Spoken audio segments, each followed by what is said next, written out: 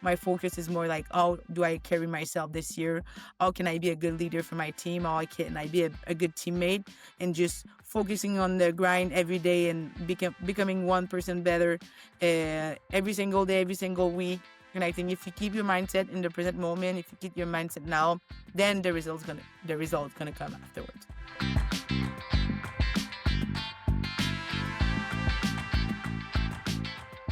Hello and welcome back to Rinkside Rundown, the podcast that brings you inside the world of women's hockey, one story at a time. I'm your host, Chris Sinclair, and today on the show, I am joined by Gabrielle Santerre, a forward at Bishop's University who grew up in a sports-filled family and has carved her own path both on and off the ice. Gabrielle, welcome to the show. How you doing? Thanks, Chris. Thanks for having me. I'm doing great. How about you? I am doing incredibly well, even better now that I finally get a chance to sit down and chat with you for a little bit. Really looking forward to learning more about you and more about your little bit of an interesting hockey journey and some of the more recent activities that you've been up to. So let's dive in, if we will. Let's start back at the beginning. Mm-hmm. Let's start back home, obviously in Quebec. You grew up there. Your roots are there. You still live there. But sports has been a really big part of your family. How do you think that environment helped to kind of shape your love of sports, but specifically hockey? I think it was huge, honestly. I'm the youngest siblings of four. So I grew up and like my all of my siblings were already playing sports. So I was just wanted to like do like them, catch up a little bit. So I had to learn fast to be able to play with them and just not be like the little kids around not knowing what to do. So yeah, I think it was huge. It definitely like influenced all like I play sport, and also like as you put in that environment at a young age, I think it's just like more natural for you as you grow up to keep doing that many sport. And I think I just fell in love with hockey as soon as I touched the ice, and I'm still in love with that sport. But when I was young, like every sport, honestly, it was just like a blessing for me, and I was just so happy to do it. And I wanted to learn. That's the biggest part, so I never get tired or boring of doing any sport. So yeah, I'm really thankful for like my parents to like put me in hockey, but also like for all of my siblings to have me like to show me like all the other sport, because I think the fact that I was doing other sports like helped me become a better hockey player at the end. Yeah, and something that in preparing for this conversation, something that I learned about you was how often you've mentioned that your brother was a big influence on your path. Can you maybe take me back to the first time that you really wanted to, you kind of alluded to it just a moment ago, but the first time you really wanted to follow in his footsteps? Yeah, I think I was really young. I just like if I have like one moment that I have in mind, and it was like me watching his practice, and it was like that looks so fun. I want to do the same thing, but I was still like really young, so my parents had no idea I was interested in hockey. So then when we came back home, like I really like I was so obsessed with hockey. I was like, oh my god, can I do like my brother? Like I just and then my parents were like, yeah, why not? And they just the year after that, like they just put me in hockey, and like I said, the first time I hit the ice, it was like Mm. I just fell in love with the sport, with everything. And I was just looking up to my brother to do like him. But then a few years later he stopped playing hockey, but I was just so in love with the sport that I kept playing.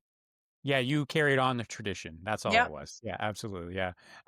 Do you remember, like outside beyond your brother, were there maybe role models or maybe some influences for you growing up in specifically when it comes to hockey? I think like when I was really young, it was my brother. Obviously, I Mm, didn't really know other player.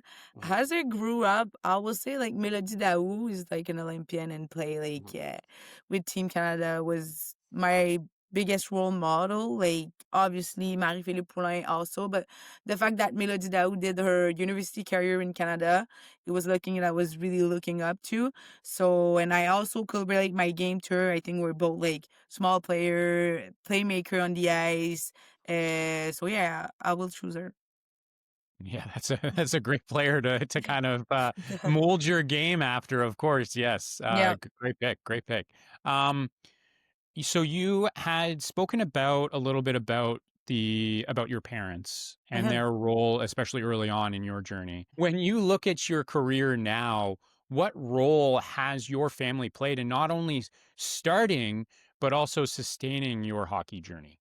Oh, it was huge. I like to this day I'm so deeply thankful for my parents who have like did all those sacrifice for me. Like I mentioned it at the start of the podcast, but like we're four kids in our family, Wow. so that's a lot. Like I wasn't the only one doing sports, so it's a lot of traveling, a lot of sacrifice for them.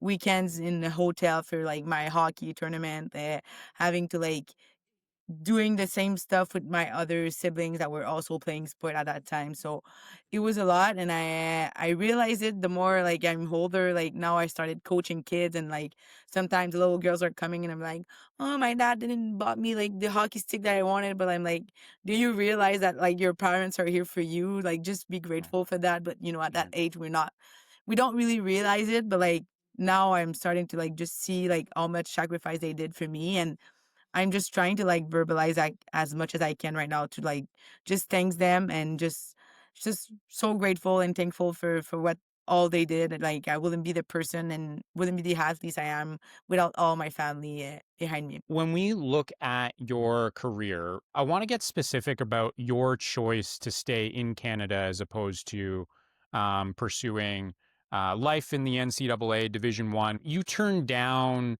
scholarships from both Clarkson and Colgate, which are pretty big, well regarded collegiate programs, to instead stay in Quebec. Uh-huh. And I wanted to know what went into that decision and how did you think or how did you feel like that was the right step for you in your career staying in Uh, Canada? a lot of things, a lot of aspects were taken in consideration in that like decision of mine. I think it was one of my biggest decision. I felt a lot of stress, so it wasn't an easy decision for me. It wasn't like at that time. It wasn't like I wasn't sure 100% that like that was the right thing to do for me. But I took the time to visit like Colgate, Clarkson, even like all the university here in Quebec that are for me like a place. And after all those visits, like I came down and I went home and I was just thinking, doing some list of like the plus and minus of like Mhm. every place. And at the end, I just put like my value, what I prioritize, because like we're all different. And for me, it was my family. I wanted to stay close to my family. Like, yes, hockey is really important, but like for me, hockey is not my whole life. I have family. I have siblings. They were having kids at that time. Like, I wanted to be close to them. And also, like, just the environment. Like, I always had in mind, like, a player that's going to feel good outside the ice is going to feel good on the ice as well. And I think I'm a good proof of that with Bishop. Like, it's not really the university that's going to, like, propels you towards something. Like, it can help you, but at the end of the day, it's really the player, the desire that you have to reach the higher level. So it was a tough choice. Like I have to admit that when I came back from my visit at Colgate, like I was sure I was going there. Like my eyes was just full of stars thinking about Colgate. I was like, Mhm. Mhm. that's it. I made my choice. But then 2 or 3 weeks after that, I was like, okay, let's settle down. Is it really what I want? Like, do you want to go there only for hockey and like don't really know what to expect? And also in terms of school, I didn't really know I wanted to do. So I wasn't sure if I go there, get a study, will it be like senior like credit in Oh yeah. Quebec? Like I don't know. So I didn't want to go like just for hockey study and like come back here and have to go back at school. Like for me, school is one of my like highest priority as well. So, and Bishop, it was like the best in between because it looks like an American college. Like we're like a part of the city. We're like in our own bubble, and it's in Quebec. So for me, it was like okay, I can have both. And a lot of people were telling me like, oh, if you want to like go to the next level, play with Team Canada, you have to go at the NCAA D1, which I mean, I cannot disagree, but I always like to challenge people. And for me, the fact of going at Bishop, building that program, like I've always been a player with a big leadership in me. I think it's part of like the player I am. So having the challenge to like build a program and like start from the bottom was really something that r- relates with me and resonate with me. So I was like, let's do it. And obviously I wasn't sure 100% because like it was a huge choice, and like a lot of people didn't really get why I chose Bishop out of like all the option that I had. But honestly, like when I announced that to my family, like it for me was sure about like 3 or 1 months ago that I was going to choose Bishop, but I was just waiting because I knew like a lot of comments were coming about that. So I was just wanted to see if it's really the thing that I want, and like how can I approach that? How can I respond to that? And like when I made my decision 100% to my family and I announced it to my friends and family, like it was just a no brainer for me that it was the right thing. And like I just went like there all out with the mentality that like I'm the one who's gonna decide like my career, and like if I want to push myself and I wish to push the program and build something great, then I can do it. How do you think that decision to stay in Canada helped to shape the way that you carry yourself as a person as well as a player as well? Yeah, I think it tells you a lot about a person like goals and like her values. So for me, it's just it helps me influence like my choice in terms of like being honest to myself and being really true. One of my biggest quality as a leader and as a person is to be honest and to just be who I am, not trying to fit like anyone's needs or anyone's life. Like I know like a lot of teammate at that time were like dreaming of going to play NCAA D1. So it was tough for me to say, okay, no, that's not what I want. But I stick to my value. I stick to what I want to do. And still to this day, I think like I'm trying to implicate that in my life to just follow your heart. Like at deep down inside of you, you know what's the right path for you. And that's what I did with Bishop. And like it just brought me so many lessons. Like 2 years after that, we were national champs. Like Mhm. I think it's a huge learning lesson for me that like in life when you choose with your heart and like when you follow your value, good things are gonna happen. So yeah, I think it just influenced me a lot of like as the player that I am, but also as the person outside the ice. Is there, especially early on after you had made that decision, was there a part of you that was afraid that you might be making the wrong decision or that you may be missing out on, as we've kind of used the word conventional, but that you're maybe missing out on some of those more conventional experiences playing in a much more established, much more highly regarded program, being whether it's Colgate or whether Mhm. it's one of the other programs in the US? Yes, I think the biggest moment that I have in mind right now is when my head coach, the head coach of the program at that time, Dominique Desmarais, called me to announce me that he was leaving the program. It was a big shock for me because it was the big part. Like, you, I didn't go at Bishop only for Mhm. him, but he was definitely like a big part of why I choose Bishop. Like, he's the one who like made all the details when I visit of like he really went like all out in my visit, and he like you could tell that they really wanted me and they wanted me for the person that I am, not only the Mhm. player, which is something that really stood out from my other visit of like, oh, you're really a good player. Like I want you to come in my team. Like Bishop, it was really like we want you because you're a good person. You have leadership. You have da da da da da that you can bring to our program. And Doom was a big part of that. So when he called me to like tell me that he was leaving, it was a big shock. And 2 weeks after that, two really good player that I've been playing at Bishop also left. So it was like, okay, now I'm down two player that I was looking forward to play with them and build that program. And the head coach that I was believing in it also is leaving. So in that moment, I really like put my decision in question of like, oh my God, is it the right thing? Was I too like courageous to do that? Like I was really like questioning myself. But I just decided like to stick with my decision, like trust whatever is gonna happen and just work as hard as I can to help that program build and become successful as fast as we can. And that's what we did. And Mhm. to this day, I'm just so thankful that I stick with my decision. Yeah, good for you. That's not an easy decision to make, and it's an even more difficult to stick with it, right? Mm-hmm. Yep. Of course.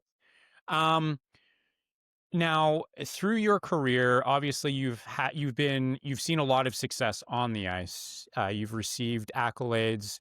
I think most recently, obviously, people are going to be most familiar with the fact that you received both the Rookie of the Year and the MVP award in the same season, making you the only women's player in Quebec University hockey history to receive both of those awards in the same season. Now, obviously, that is an incredible accomplishment. Yeah, Um, yeah. Hold for a round of applause for you, of course. But when you look at that accomplishment, what does it represent to you beyond just the fact that you have that record, you have those awards, your name is forever engraved on those awards? What does it represent to you? A lot of things, mostly pride. Like I was really proud of myself of like accomplishing that with like a team that didn't go at the national this year. Uh-huh. So it was like, okay, you can perform, but like without being in the best team. So that was huge for me. One thing that I like really stood out is like to believe in myself, like whatever happened, like I'm a confident player, but like to have that proof of like, okay, I can be one of the best and even the best player at my young age in that league. It was like a huge confidence booster for me, or just like, okay, trust yourself. You definitely have the skills to compete in that league and you're still young. So a lot of confidence, a lot of pride also. And I think it was just an accomplishment that like credited not credited, but, like, made sense of all my hard work since the beginning of my career. Like, it was like, "Okay, thank God I'm finally being, like, rewarded for all of that," because, I play cégep, which is not really common outside of Quebec, but I play, 3 years at cégep, and, 1 my first year was COVID, but the other 2 year we lost in the final, 1 in shootout, so it was, like, always losing in the tight game, and like it was really hard, and I was like, okay, can I just win something or like something bigger? So I think it was just like, okay, now like I'm in the right path, I'm doing the right thing. Like it was just a huge thing for me. But above that, I was just so happy and thankful for all of my teammates, for my coaches to like put me in those positions to be successful all year. And yeah, I think it was just I was just even more hunger after that to like keep going my success and just keep improving myself. Well, and speaking of winning, you have won a national championship, of course. Congratulations on that Thank win, of you. course. Thank you, thank you. And that's something that not all players obviously have the opportunity to say. They're not all able to say that they were able to take home that award. Mhm. Um, what moments or what were some of those biggest moments for you throughout that run that maybe stay with you even to this moment and likely for the rest of your career? Oh, there's a lot. Like, it's hard not to mention or obviously, like, the final championship game Mm. against, Waterloo. Like, the rink was full, like, the ambience was just amazing. Uh, but I will say that there's 2 moments that really stuck with me to this day, and it's first, when we won the IRSQ championship against Concordia, which is a team that we never beat in our season. And like the last 2 regular game that we play against them, we lost 7-0 and 9-1, something like that, which is like crazy. So we went into the final against them, losing the first game 5-4, and we're like, okay, like we're there, we're just happy, like not having a blowout. And then boom, ended up winning the other 2 game, which were like the national champ at that time, like 2 years in a row. So it was just this moment really like will stay with me. Like I remember being on the ice at Concordia, and like it was just my dream, and I have it written down in my little journal of like one of my dream in my university career was to beat Concordia in IRSQ final. I couldn't tell it was only at my second year that we'll do it. So that was pretty really a pretty good moment, like taking in consideration that we never beaten them in the season. Another moment that I have in mind right now is our quarterfinals, which is the first game of the national. We were down by 1 with only 35 seconds left in the game. And the way it works, the national, if you lose your first game, you're definitely out of like the middles round. So it's like pretty like it's a big deal. And then we ended up like scoring on a deflection with like 31 seconds left in the game and ended up winning in overtime. It was just like a story in the movie, you could tell, and Uh-huh. then the rest is just history. So I think every game has something really special, but those 2 moments really, really something that I'll keep with me for the rest of my life. And thinking back to being able to see that success and see the growth of that program, obviously, as you mentioned, you went there and the program wasn't certainly wasn't where it is now. Um, how much of a motivating factor is it now that you've seen that success? Um, and how do you think that's really um, it's helped to drive you and to maybe change your perspective on your own journey through hockey? I think like it's huge for me because like one of my biggest like goals going into Bishop, and I said it to my family, I said it to my friends, is like I want to bring Bishop to their first national championship ever. And a lot of people were doubting me because like we had like Bishop didn't have a lot of success before. So Mhm. now that I achieved that only in my first 2 years at Bishop, it's like, okay, like where do I go from now? Like what's my head of goals? But like I think everyone that won a national or won like a big games can relate to the fact that when you win, you just want to win again, and like it's like a drug. You just want to do it again, and I think that's my main focus. Like it's yeah, we're starting from zero, but we have all this experience. We know what it's like. We know what it takes. It was a hard way to the top, so we know that it won't be easy, but we're really, really looking forward to go back there and just compete again in the national. It was just one of like the most amazing experience we all have as a group. So we're starting from zero. We're back to now. Right now, we're in the present, but we're really, really like focused on like this next season and just hoping to recreate those moments, but in a different way. So it's just like another motivation for me and the whole group as well. Okay, I want to shift for a moment to a little bit more off the ice. Obviously, you're doing incredible things on the ice, and somehow finding a way to balance that with a double major in sports studies and psychology. What inspired you to take on such an ambitious academic path?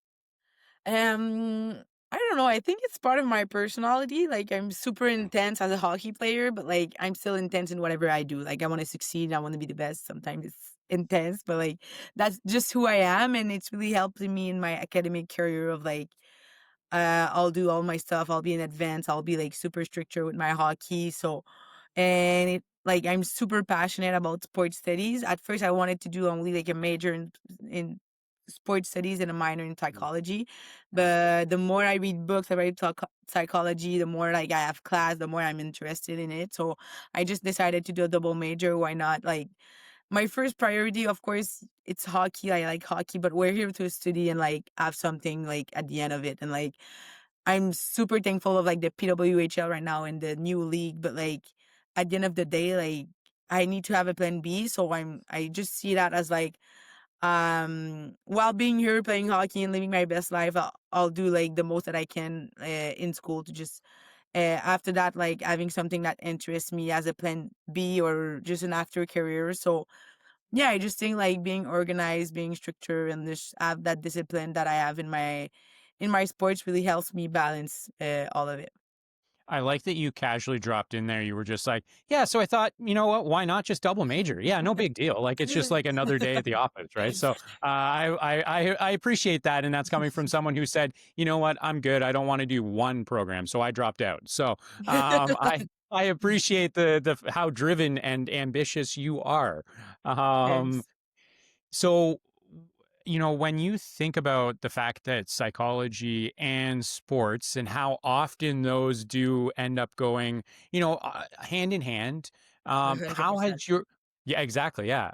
How has your coursework changed the way that you may think about your own game and or even maybe how you prepare before, a regular season game as well as a championship game as well? It has, yeah, it has an impact, and that's the thing that most people maybe don't get it because it's not often that people like their city like help them in their Mm. sports. But for me, like it's a direct correlation. Like what I'm studying right now, it's helping me become a better athlete, a better coach. Like I have a course about coach, I have course about nutrition, like, and it's just like I'm also reading a lot of books outside of like my class of like psychology or like just mindset wise, how an athlete, championship mindset, that type of stuff. So I think all of that combined is just helping me become a better athlete, a better leader, a better teammate for my team, and just a better person in general.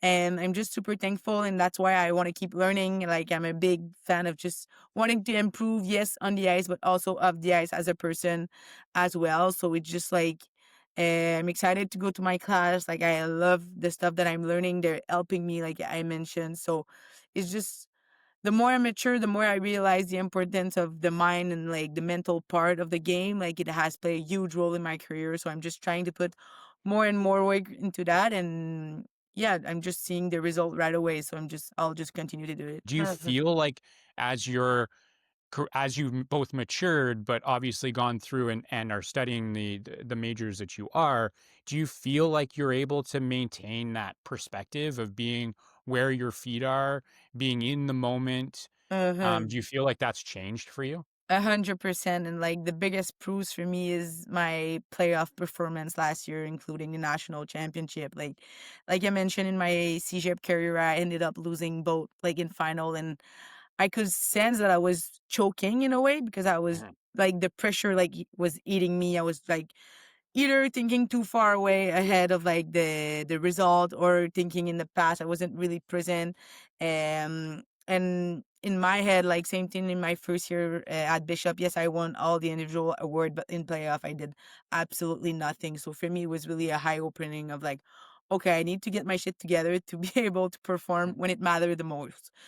And that's why I read a lot of things of like all to perform under pressure and that type of stuff. I also started to work with a mental performance coach last year, and I think like I haven't been performing that good in a pressure moment because I was just in the moment. I wasn't thinking about like, this is the biggest game of my life. I was just thinking about, this is a hockey game, let's go have fun and we'll see what happens. But like, I think having that type of mentality really helped me just playing my best hockey, being myself, and like just trusting myself and trusting that things are gonna happen, but like I'm gonna accept either way. And for me, was the biggest like game changer in my career. So definitely. Well, and I feel like this is a natural segue into speaking of high pressure games. You had obviously the opportunity as well in your career to play in the FISU Winter World University Games. What did it feel like for you to be able to represent your country and to wear that jersey for the first time? What did that mean to you when you think about your journey? Especially when you think about all those years ago to now having that opportunity. What did it feel like for you?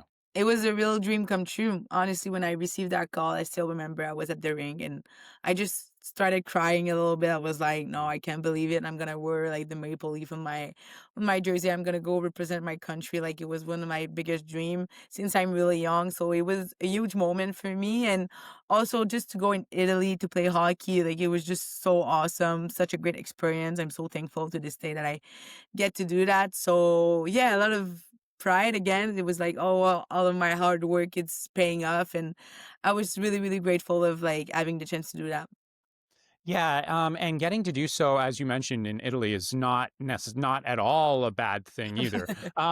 Maybe for those of us who weren't able to see the games or obviously may not have actually been there, what were some of your biggest moments? Some of your moments away from the ice, at the rink, wherever Mhm. you want to kind of go with that. I'd love to hear that side of things as well, not just the medal that you won on the ice. We had like one day off completely, so I went with my parents to just visit as a real tourism, and it was just so much fun. Like, I went to place I never like could imagine I will be with both my parents that like are both the reason why I'm here, and I get to live that experience. I was just really happy that they were here with me to experience this, and it was just really awesome to get to visit while also being there for hockey. So that was like the best in between. Now, kind of shifting gears here to a more recent event that you were a part of, as I kind of alluded to off the top, but you had the opportunity to play in the Living Sisu or the LASHL. There we go, easy for me to say. 3-on-3 Pro League this summer. and you had the opportunity to skate along some of the absolute best in the game. No big deal, including obviously Poulin. What was that like, sharing the ice with her, but that experience, of course, as a whole? Honestly, it was quite an experience. Like, I was so grateful to be part of this team, first of all. We were playing against other professional like player Mm. that are playing in the PWHL. So for me, it was just trying to make the most out of it, like having fun, giving my all, but also learning from them. Like, I have so much to learn. So I was looking a lot to them of like how they're handling themselves, how they carry themselves in the game when it's tough, when we're high or whatever. But most of all, the thing that I enjoy the most is to see all kind of both. They're both good, really good people, and like, yes, they're really good on the ice, but they're really, really sweet, and they're gonna take time to talk to you to like Mm. see where you're at in your career. And I think that's the thing that I take on with me is to be the same, trying to be the same role model that they were for me for young athletes that are like looking up to me. So it was just really a great experience, and I'm really, really thankful to having been part of it. Well, and I think too, especially with that tournament, not only once again in your hockey career were you a champion, being part of that winning team, but I think more importantly, that tournament also helped to raise money for Pancreatic Cancer Uh-huh. Canada. Yep. What did it mean for you to be a part of something? Yes, it's great to win, of course, but there's something bigger. There's some. It's bigger than just you. It's bigger than just the game. What did that mean for you as well? It means a lot, honestly. Like, when you know like the whole story behind, it's just like we're playing for that cause, and like, yes, people are coming to see us play, but like they're also helping like raising money for that cause, which is awesome. I mean, like I said in the beginning of the podcast, like life isn't only about hockey. Mhm. So to like put a perspective on that and just like playing for people that like really needs it, or like that's gonna help with a cause with that, like it's just amazing. And it's really like rare for us as university player that we get the chance to play for that kind of cause or that type of thing. So I was just super grateful, and I was trying to make the most out of it and make people understand how important is it for us as player to be part of that league. And, kind of looking, kind of lumping everything, all of the accomplishments that you've had on the ice together. When you think about those different experiences, how do you think they're now impacting your approach to university games and your approach to your life now as you're starting to see those accomplishments? You're starting to see, I guess, reap the rewards, if you will, of the gifted hockey player that you are. How do you find those experiences are now impacting your game? I think like it might be weird to say, but the more I win or the more I have accolades, or like the more I realize like all the journey is like the biggest thing in sports. Mm. Like, we often put a lot of like and focus on the result, and like, oh, we want to win the national, want to win that one. But like at the end of the day, like the journey, the day to day, like the hard practices are what are it's gonna get you there. So Mm. it's really what I'm like. The more I mature, the more I'm older, is the thing that I realize most. And I'm just trying to embrace it as much as I can, like embrace the hard day, embrace the bad day. Like, and I think for me, what's making a good athletes or a great athletes, it's how they're gonna respond to a tough situation. Like, everyone can be smiley or having a great day after a national championship, like of course, but like who's gonna like come back from a loss or like come back from a setback? I think that's what separates the good from the great. And that's what I'm looking forward. Like, of course, I want to win another national, but my focus is not really on that. My focus is more like, how do I carry myself this year? How can I be a good leader for my team? How can I be a good teammate? And just focusing on the grind every day and becoming 1% better every single day, every single week. And I think if you keep your mindset in the present moment, if you keep your mindset now, then the results gonna come afterwards. Oh, wow, good advice. I like that. So one last segment before we get to the final buzzer, the fun game to wrap up our conversation. I want to talk maybe the bigger picture, the more broad picture when it comes to women's hockey. When you see young players watching the PWHL now, What excites you the most about the opportunities that they'll have compared to when you first started out as someone who, as you mentioned, believe that you're and I think obviously you're still focused on that plan B as you'd mentioned, but that may have been your only option when you first started. What do you think excites you most about the fact that the future generations now have that opportunity? I think the most exciting thing is that these young player now have role model for them, like, Mhm. and they have something to look up to, and they have like inspiration, and they can dream of playing in that professional league, which something that I didn't really have at that age.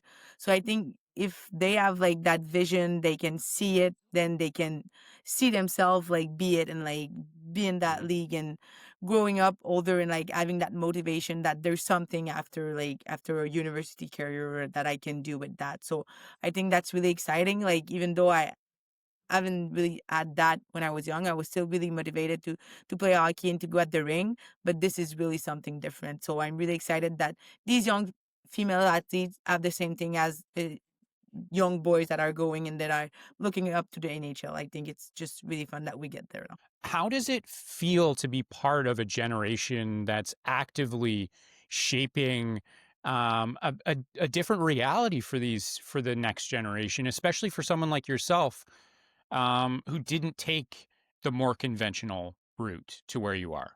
It's really fun, actually, like, it's so, like, eye-opening to see, like, the progress of women's hockey, like, since I started, like, playing. So, it's really, really cool. The fact that I'm still in it, sometimes I don't see the effect that it has, like, versus someone that is outside of, like, the sports or, like, women's hockey. So, I'm trying to take it a step back sometimes to just see, like, all the progress and, like, what, like, women's hockey has accomplished in the past few years, and I'm just really happy to be part of this movement and to be part of it.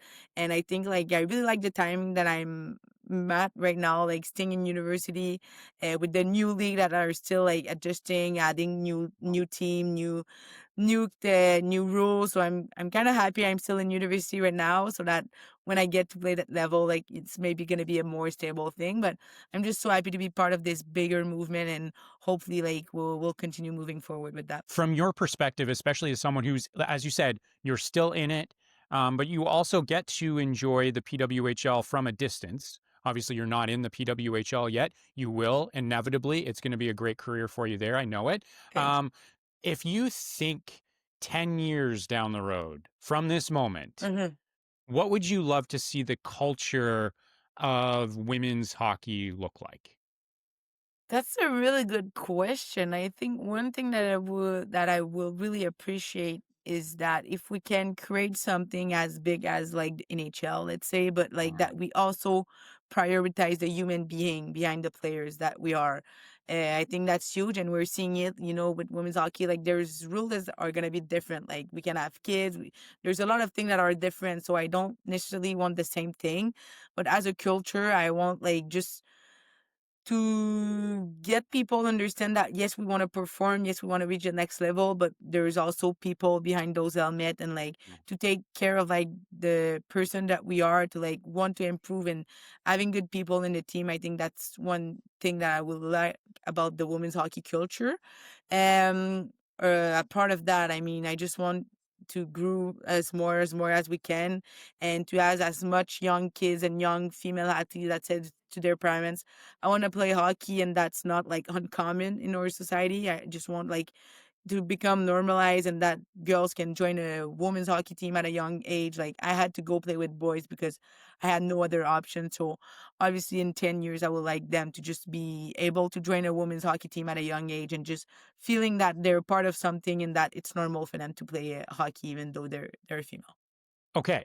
Final buzzer segment of the show. This is how we wrap up every conversation. Are you ready to take the test? I am. What is your go to pregame meal? Pretty simple: rice, tofu, lots of vegetable. That's pretty it. Okay, tofu. That's the first time I've heard that as part of that answer. That's good. Okay. Yeah. Favorite way to unwind after a big win or a tough loss? Either I'll say family time, just to get around my family, like get out of hockey for a while, for a little bit, and just getting to spend time with the people I love the most and like grounding myself in what matter the most for me. Love that. What's a song or a playlist that gets you locked in before a game?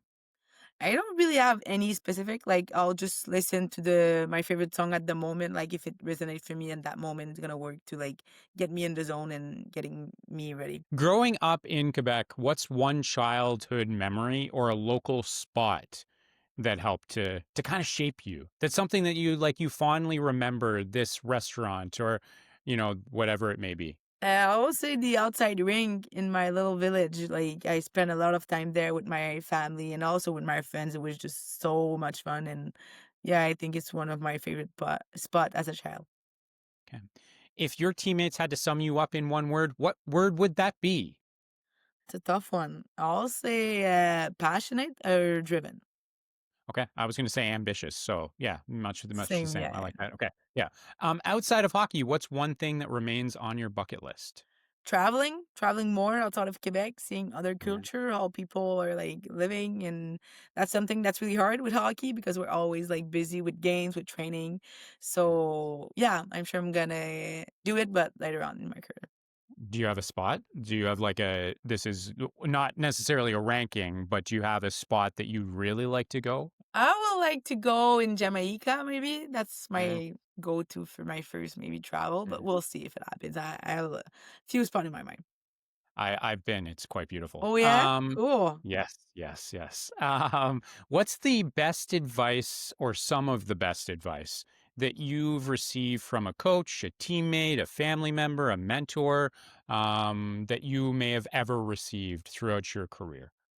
There's a lot actually, but All one right. that I can really relate the more I grew and the more mature I become is sometimes less is more, and it doesn't really like relates with everyone, but like I'm a super intense person and I always thought that like doing more work, doing more workout, doing more stuff is gonna get you more.